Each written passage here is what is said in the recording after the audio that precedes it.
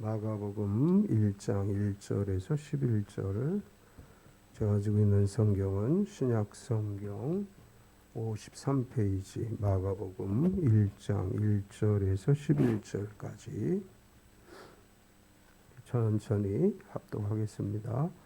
하나님의 아들 예수 그리스도의 복음의 시작이라. 선지자 이사야의 글에 보라, 내가 내 사자를 내 앞에 보내노니 그가 내 길을 준비하리라.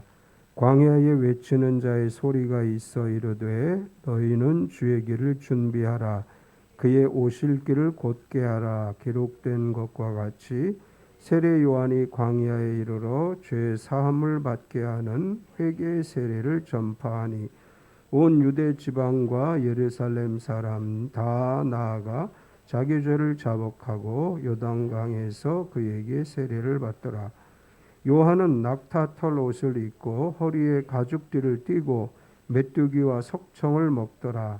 그가 전파하여 이르되 나보다 능력 많으신 이가 내 뒤에 오시나니 나는 굽혀 그의 신발끈을 풀기도 감당하지 못하겠노라.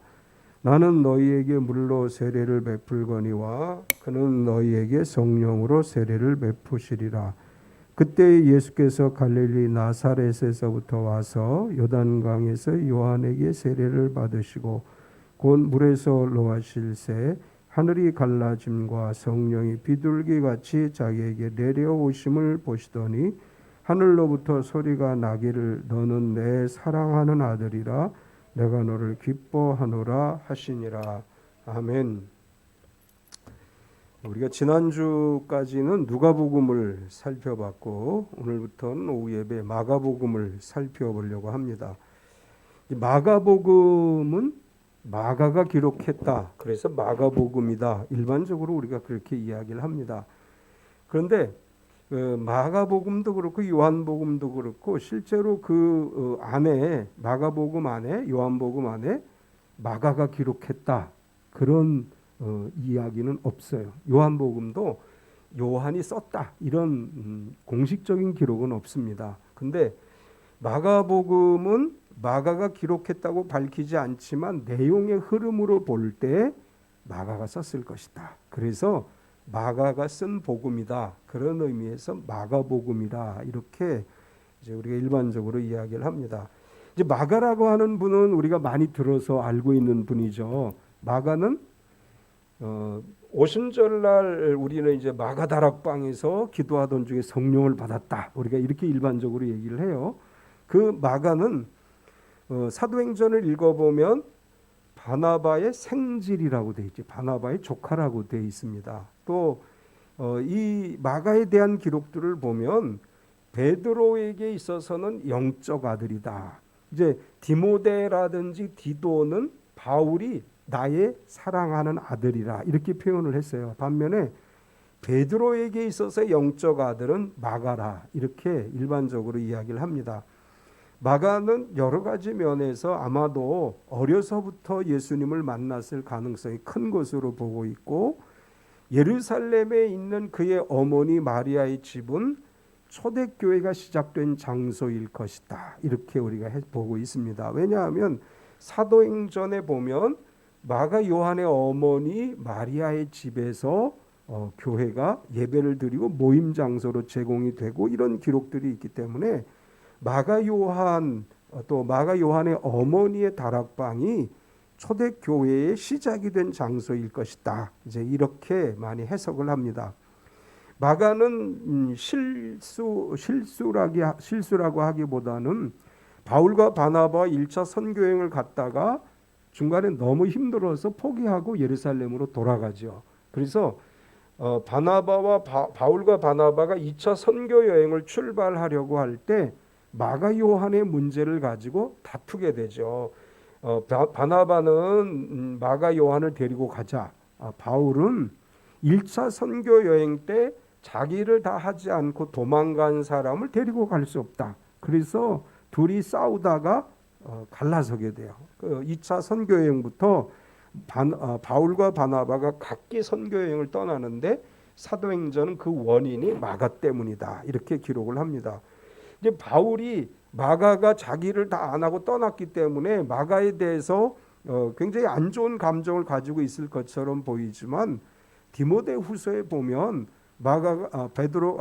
바울이 죽음이 임박했을 때 보고 싶은 사람이 마가였어요. 그러니까 죽음이 임박한 시점에서 마가를 데리고 오라, 마가를 보고 싶다, 그런 표현들을 쓰고 있고, 또 베드로는 마가를 아들이라고, 이제 베드로전서에 보면 마가를 아들이라고 표현을 했습니다. 바울은 골로새 교회에게 보낸 편지에서도 마가가 자신과 함께 감옥에 갇혔다, 이렇게 이제 기록도 하고 있습니다. 이런 여러 가지 정황으로 볼 때 1차 선교 여행에서 중도에 포기했지만 나중에 그가 더 열심히 주님을 섬긴 사람이 됐고, 예루살렘 교회 안에서 매우 중요한 역할을 했고, 특별히 베드로와 함께 많은 사역을 한 것으로 그렇게 역사학자들은 보고 있습니다. 이제 이레니우스라고 하는 교부는 이렇게 표현을 했어요. 베드로의 제자이며 통역가였던 마가는 베드로의 설교를 기록하여 우리에게 전해주었다. 이제 이레니우스가 말하기를 마가복음은 베드로의 설교, 베드로가 로마 감옥에서 설교한 것들을 모아서 그것을 가지고 마가복음을 기록했을 것이다, 이렇게 설명을 합니다. 마태, 마가, 누가, 요한복음은 특징이 좀 있죠. 마태복음은 유대인들을 위한 복음서예요. 그래서 마태복음에는 유대적인 그런 내용들이 많이 포함되어져 있고, 예수님을 설명할 때 위대한 교사이시고 예언의 성취자이시고 유대의 왕 메시아라고 기록을 합니다. 누가복음은 이방인들을 관점에서 썼다, 우리가 이렇게 얘기를 하죠. 그래서 누가복음에서 예수님은 인자, 구세주, 그리고 인류의 친구라고 표현되어져 있고, 구원의 보편성에 대해서 강조를 해요. 마태복음은 유대인들을 중심으로 썼기 때문에 유대인들에게 적합한 표현들을 했다면, 누가는 데오빌로라고 하는 이방인에게 이거를 썼고 이방인들을 위해서 이 복음서를 썼기 때문에 구원은 유대인만의 구원이 아니라 모든 사람들이 구원에 이를 수 있다는 그런 의미로 누가복음을 기록하고 있습니다. 요한복음은 좀 독특하지요. 요한을 이야기할 때 심오한 사상가다, 이렇게 표현들을 합니다. 요한복음에서 예수님은 말씀이시고 창조주시고 하나님의 아들이시다, 요한은 그렇게 기록을 했고, 그럼 마가복음은 어떤 특징이 있느냐? 로마 사람들을 위해서 기록했을 것이다, 이렇게 보는 견해들이 많아요. 특별히 바울이 로마 감옥에서 베드로가 갇혀 있을 때 베드로의 설교를 중심으로 해서 로마 사람들에게 이 복음을 전해주기 위해서 썼다. 그래서 하나님 나라, 예수님이 하나님 나라의 복음 전달자이다. 그리고 예수 그리스도의 핵심적 내용, 사역의 내용들을 기록했습니다.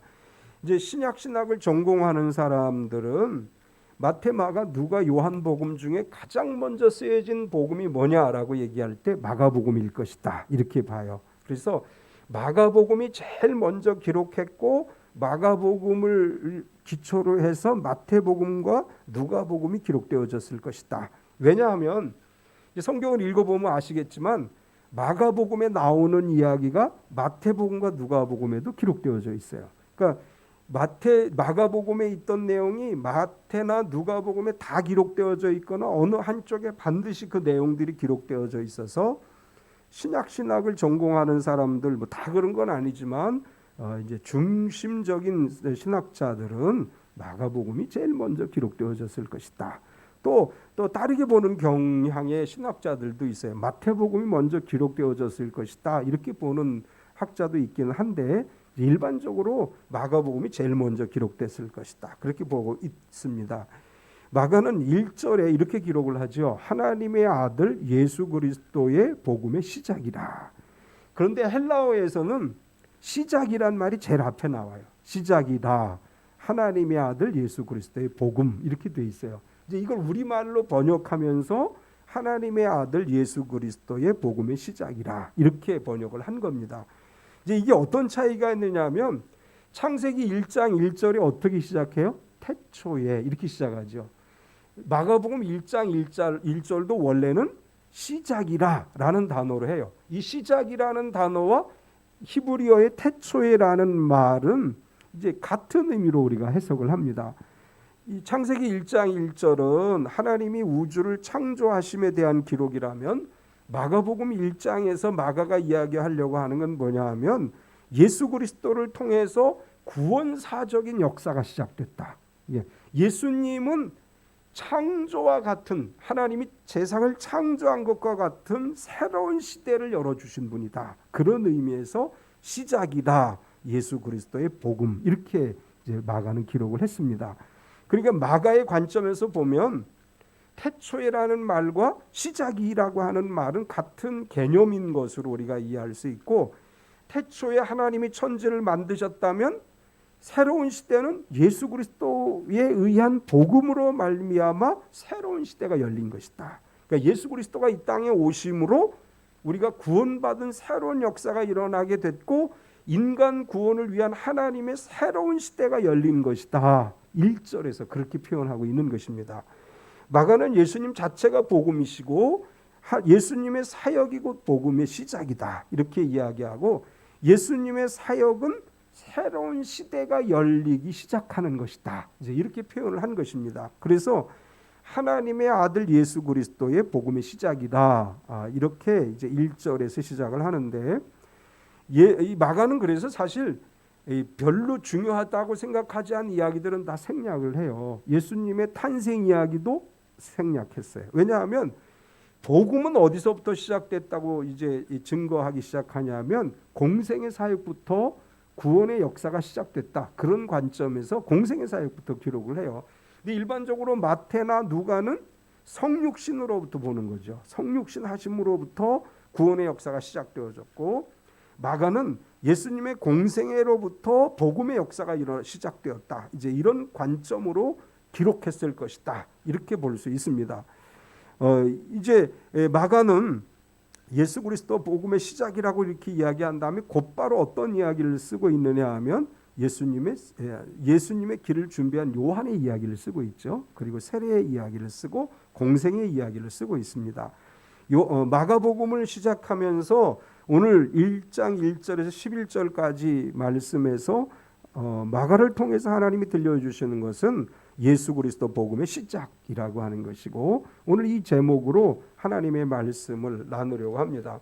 먼저 이 예수 그리스도 복음의 시작이라고 하는 말을 하면서 첫 번째로 마가가 기록한 것은 주의 길을 준비한 침례 요한.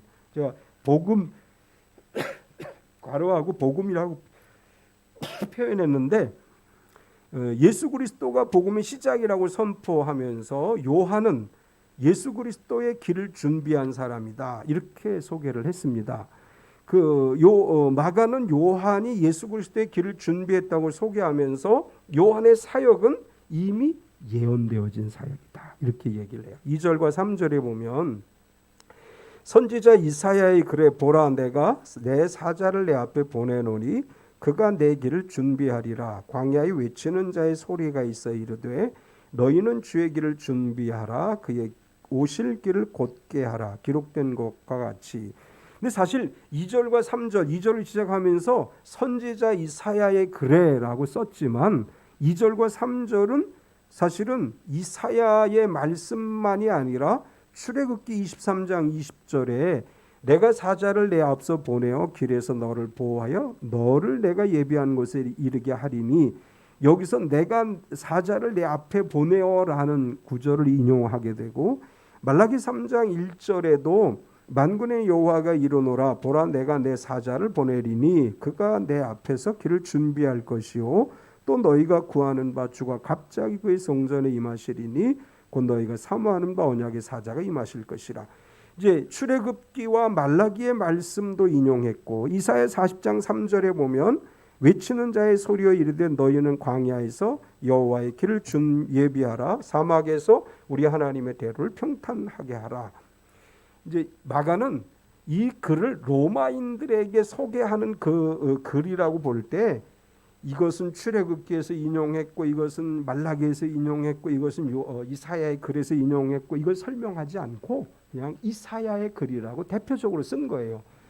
그렇다고 해서 마가가 잘못 썼다 이렇게 볼 수 없는 것이, 마가는 이것을 유대인들에게 설명하는 것이 아니고 로마인들에게 설명한다고 할 때 그것을 자세하게 이야기하지 않고 대표적인 인물로 이사야를 언급한 것으로 이제 보여집니다. 요한이 나타나서 사역을 한 것은 이미 구약에 예언되어진 대로 이루어진 것이다. 이것이 이 마가가 이야기하려고 하는 것이고, 침례 요한이 나타나서 회개의 세례를 준 것은 우연히 이루어진 일이 아니고 하나님의 구원 사역에 대한 계획 속에서 이루어진 사건이다. 하나님의 예언하신 것대로 이루어진 일이다. 이렇게 우리에게 말씀해 줍니다. 우리가 신앙으로 살아가면서 항상 기억해야 될 것은 우연히 이루어지는 일은 없다는 거예요. 모든 것은 다 하나님의 계획과 섭리 안에서 이루어지는 것입니다. 항상 우연의 일치라고 생각하는 것은 믿음으로 살아가는 사람들이 가져야 될 생각이 아니에요. 모든 것은 하나님의 계획이다. 하나님의 섭리다. 하나님의 섭리 안에서 이루어지고 있는 것입니다.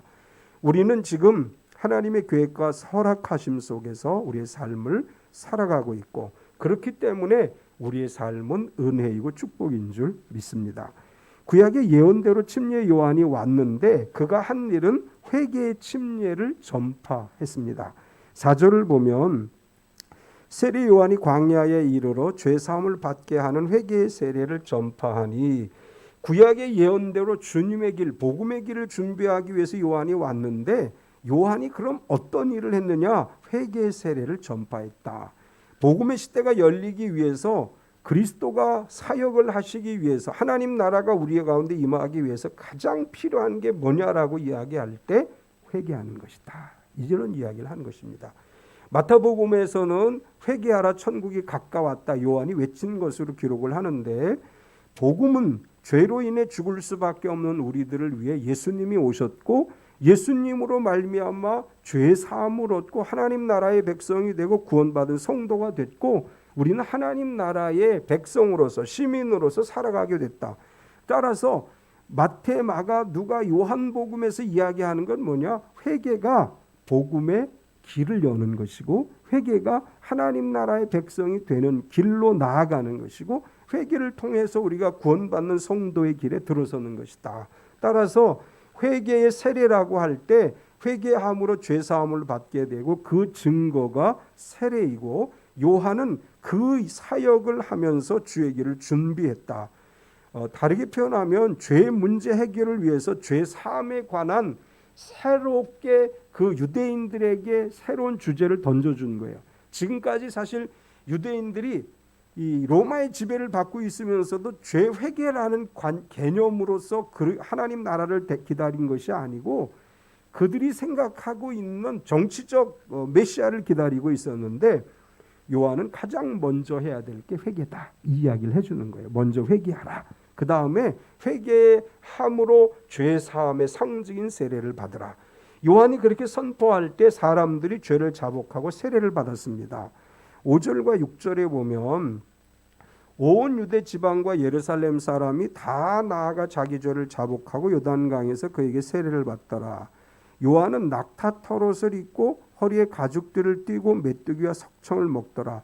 당시 로마의 지배를 받고 고통당하던 유대인들은 자신들을 해방시켜줄 그리스도를 기다렸는데, 요한은 전혀 다른 이야기를 하는 거예요. 회개하라, 천국이 가까웠다. 회개하고 죄 사함을 받으라. 그리고 세례를 줬습니다. 이것은 복음은 지금까지 유대인들이 가지고 있던 개념과는 다르다는 것을 이야기해 주는 것이고, 요한이 회개의 세례를 선포했을 때 많은 사람들이 요한에게 와서 세례를 받게 돼요. 자기 죄를 고백하고 세례를 받고 이런 일들이 이제 일어나게 돼요. 지금까지 유대인들이 경험해 보지 못했던 새로운 사역을 요한이 지금 하고 있는 것이고, 지금까지 그들이 경험해 보지 못한 일들을 경험하면서 요한을 따르게 됩니다. 그런데 그런 상황 속에서도 요한의 침례를 거부한 사람들이 있어요. 누가복음 7장 30절에 보면 바리새인과 율법 교사들은 그의 세례를 받지 아니하므로 그들 자신을 위한 하나님의 뜻을 저버리니라. 일반 사람들은 요한에게 와서 죄를 자복하고 세례를 받았는데 바리새인과 율법 교사들, 유대 종교 지도자들은 요한의 회개의 세례를 거부했다는 거예요. 그들이 생각하고 있는 것과 요한이 전하는 메시지는 일치하지 않고 잘못하다가는 요한에게 주도권을 빼앗길지도 모른다는 두려움 때문에 요한에게 세례를 받지 않습니다. 그럼에도 불구하고 요한은 죄사함을 받게 하는 회개의 세례를 전파하고 많은 사람들이 요한에게 나아가서 죄를 자복하고 회개하고 복음을 받아들일 준비를 하기 시작했습니다. 두 번째는 요한이 증거한 그리스도입니다. 침례 요한은 그리스도의 길을 준비하기 위해서 보냄을 받은 사람인데 요한이 주님의 길을 준비하기 위해서 죄사함을 받게 하는 회개의 세례를 전하면서 자기에게 주어진 사명이 뭔지를 알았어요. 사실 요한 정도 되면 내가 메시아가 아닌가? 스스로 그렇게 생각할 수도 있어요. 우리 왜 이단들이 그렇잖아요. 처음에 막 이단들이 막 큰 역사를 하다가 어느 순간에 내가 보혜사인가 봐. 이렇게 되는 거예요. 요한도 회개의 세례를 전파하니까 수많은 사람들이 몰려와요. 그리고 사람들이 요한에게 당신이 그리스도가 아닙니까? 이렇게 물어보는 거예요. 그랬을 때 요한이 조금만 교만한 마음이 있으면 내가 그리스도일지도 몰라 이렇게 나왔을 거예요. 근데 요한은 자기에게 주어진 사명이 무엇인가를 분명히 알고 그리스도에 대해서 증거를 하는데 요한이 증거한 그리스도는 나보다 능력이 많으신 분이다. 이렇게 소개를 합니다. 7절을 보면 그가 전파하며 이르되 나보다 능력 많으신 이가 내 뒤에 오시나니 나는 굽혀 그의 신발끈을 풀기도 감당하지 못하겠노라. 당시 광야에 몰려들었던 유대인들에게 요한은 위대한 사람이에요. 헤롯을 향해서 막 죄를 지적하고 책망을 해요. 막 자기에게 오는 사람들, 세리들을 책망하고 군인들을 책망하고 유대 지도자들을 막 책망해요. 사람들이 그 앞에 와서 은혜를 받고 죄를 자복하고 세례를 받아요. 그러니까 그 시대 유대인들이 볼 때 요한은 대단한 사람이에요. 또 요한은 능력이 많은 사람처럼 보였습니다. 근데 요한은 뭐라고 얘기하느냐 하면 내 뒤에 오시는 이는 나보다 능력이 많으십니다.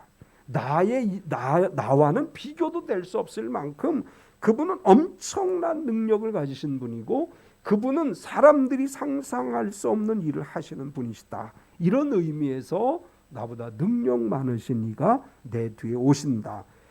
사실 이제 우리가 가지고 있는 성경에서 요한이 어떤 놀라운 능력을 행했다는 기록은 없어요. 그렇죠? 요한이 뭐 병자를 고치고 귀신을 쫓아내고 그랬다는 기록은 사실 우리가 가지고 있는 성경에는 없어요. 근데 왜 요한이 능력 많은 사람이라고 인식이 됐냐면 그가 행하는 사역 가운데 하나님의 놀라운 역사들, 그러니까 많은 사람들이 몰려오고 회개하고 어떤 새로운 운동을 일으켰기 때문에 능력 있는 사람으로 인식이 됐고 요한은 그것을 염두에 두고 얘기하는 거예요. 나보다 능력 많으신 분. 내가 하는 것은 감히 비교도 되지 않을 만큼 엄청난 역사를 이루실 분이 내 뒤에 오신다. 그리고 계속해서 나는 그의 신발끈을 풀기도 감당하지 못하겠노라. 7절 뒷부분에 그렇게 기록을 하고 있죠. 요한은 예수님과 자신을 비교하면서 나보다 능력 많으신 분이시고 나는 허리를 굽혀 그의 신발끈을 풀기도 감당하지 못한다. 이건 그 시대 유대인들의 문화를 얘기해 주는 겁니다. 이제 유대라고 하는 팔레스틴이 다 마찬가지죠. 물이 없기 때문에 주인이 밖에 나갔다가 외출했다가 돌아오면 하인들이 무릎을 꿇고 신발끈을 풀어서 물을 떠다가 발을 씻겨줘요. 이게 유대인들이 가지고 있는 전통적인 문화하고 그런 어떤 풍습이에요. 이게 요한은 지금 그렇게 얘기하는 거예요. 예수님과 나와의 관계, 내 뒤에 오는 그리스도와 나와의 관계는 어떤 관계냐? 내가 무릎을 꿇고 허리를 숙여 그분의 신발끈을 풀고 물을 떠다가 그분의 발을 씻길 그런 관계다. 그분은 나의 주인이시고 나는 그분의 종에 지나지 않는다. 요한은 사실 예수님에 대해서 하나님이 주신 특별한 정보가 몇 가지 없어요.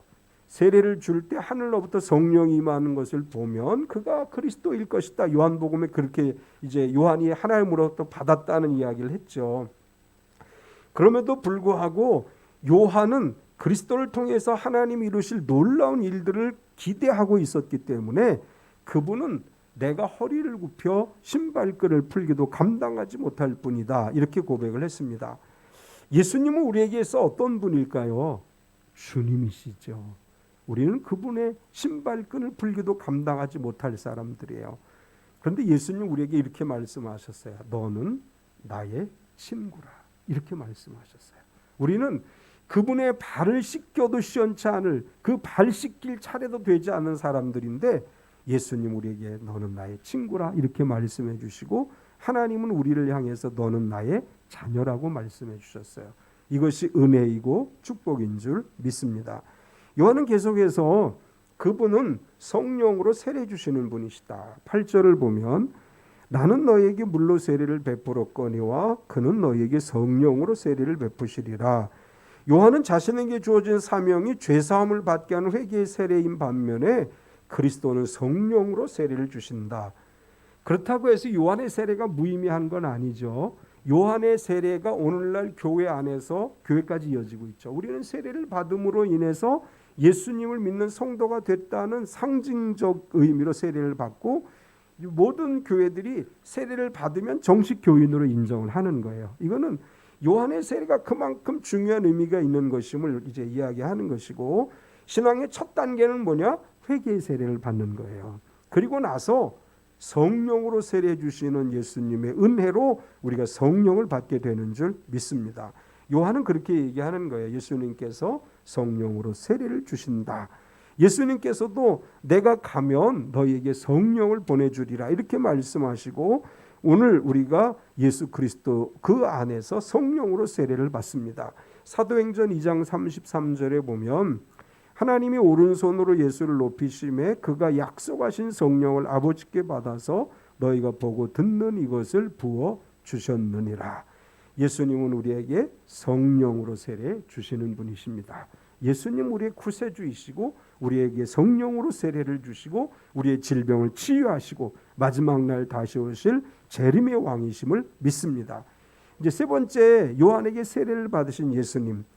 요한이 그리스도에 대해서 증거한 후에 예수님이 요한에게 나오셔서 세례를 받으셨습니다.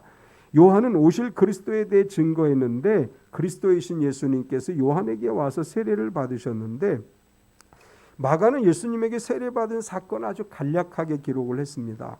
예수님께서 요단강에서 세례를 받으셨는데 9절에 보면 그때 예수께서 갈릴리 나사렛에서로부터 와서 요단강에서 요한에게 세례를 받으시고 마태와 마가는 예수님께서 갈릴리 나사렛에서부터 요단강에 오셔서 요한에게 세례를 받으셨다고 기록을 했습니다. 이제 우리가 잘 알지만 예수님 베들레헴에서 태어나셨고 헤롯의 위험을 피해서 애굽으로 내려갔다가 다시 나사렛으로 돌아갔고 거기에서 공생애 되시기 전까지 사시다가 공생애를 시작하시면서부터 요한에게 세례를 받기 위해서 나사렛에서부터 오셔서 요단강에서 세례를 받으셨습니다. 예수님께서 세례를 받으신 이유는 사실 요한이 예수님이 오니까 내가 어떻게 당신에게 세례를 줄 수 있습니까? 내가 당신에게 세례를 받아야 됩니다. 이렇게 이야기를 하죠. 그런데도 불구하고 예수님이 세례를 받으셨어요. 마태복음 3장 15절에 보면 예수께서 대답하여 이르시되 이제 허락하라. 우리가 이와 같이 하여 모든 의를 이루는 것이 합당하니라 하시니 이에 요한이 허락하는지라. 예수님이 세례 받으시는 것에 대해서 뭐라고 얘기했느냐 하면 모든 의를 이루는 것이라고 설명을 했습니다. 이제 공동번역 성경에서 우리가 좀 더 쉽게 이해할 수 있게 이 구절을 번역했는데 이렇게 해야 하나님께서 원하시는 모든 일이 이루어진다. 공동번역 이렇게 번역했어요. 내가 세례를 받아야 하나님이 원하시는 일들이 이루어지는 것이다. 예수님께서는 하나님이 이루시는 일을 이루기 위해서 복음의 시대를 열기 위해서 세례를 받으셨습니다. 우리에게 세례는 믿음의 시작이라고 할 수 있는 거죠. 그리고 예수님께서 세례를 받으시자 성령이 임하시는 역사가 일어났습니다. 10절을 보면 곧 물에서 올라오실 새 하늘이 갈라짐과 성령이 비둘기같이 자기에게 내려오심을 보시더니 마태와 누가는 하늘이 열리고라는 표현을 썼고 마가는 하늘이 갈라지고라고 표현을 했어요. 성령이 위로부터 예수님에게 오셔서 임하셨는데 왜 예수님이 성령을 받으셔야만 했느냐? 예수님은 성육신 하셨는데 완전한 인간으로 오신 거예요. 그래서 완전한 인간으로 오신 예수님께서 성령을 받으심으로 말미암아 공생의 사역을 시작하시게 된 것입니다. 베드로는 이렇게 설명을 하지요. 하나님께서 예수님에게 성령과 능력을 기름 붓듯 하시며 그가 두루 다니시며 착한 일을 하시고 이렇게 기록을 해요. 예수님이 육체로 이 땅에 오셨기 때문에 공생의 사역을 하기 위해서 성령을 부어주신 것입니다. 예수님도 성령으로 세례를 받으셨는데 우리가 성령으로 세례를 받는 건 당연한 거죠. 우리 연약하기 때문에 하나님의 영의 임재하심을 통해서 우리의 신앙을 유지해 갈 수 있습니다. 따라서 성도는 성령 충만을 받기 위해서 늘 깨어 기도해야 돼요. 늘 성령 충만을 받아서 성령 안에 살아가는 사람들이 돼야 됩니다.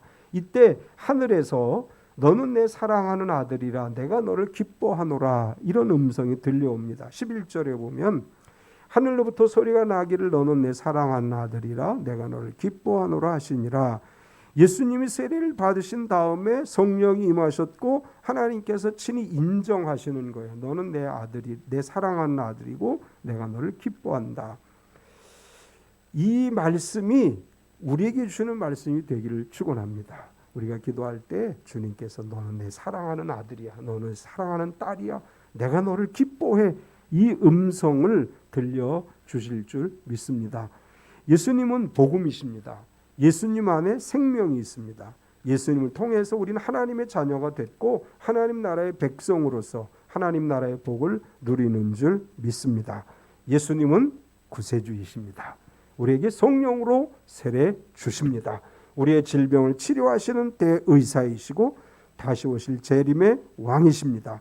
그리스도 안에서 하나님 나라의 복을 누리는 저와 여러분 되시기를 축원합니다. 하나님 감사합니다. 오늘도 우리가 주님을 예배하고 주의 말씀을 들었습니다. 예수 그리스도 복음의 시작이라고 선포한 마가복음의 첫 말씀이 예수님의 사역을 통해 복음의 시대, 구원의 시대가 열렸음을 선포한 것임을 믿습니다. 태초에 하나님이 천지를 창조하심과 같이 예수 그리스도를 통해 구원의 시대가 열렸고 우리가 그 구원의 시대 가운데 살아가고 있음을 믿습니다. 예수 그리스도 우리의 구세주 되시는 예수 그리스도로 말미암아 구원받은 성도로 또 성령 세례 받은 성도로 주님의 치유의 은사를 경험하는 성도로 마지막 때 다시 오실 주님을 만왕의 왕으로 섬기는 성도로 살아가게 하여 주시옵소서. 예수님의 이름으로 기도드리옵나이다. 아멘. 우리 이 땅에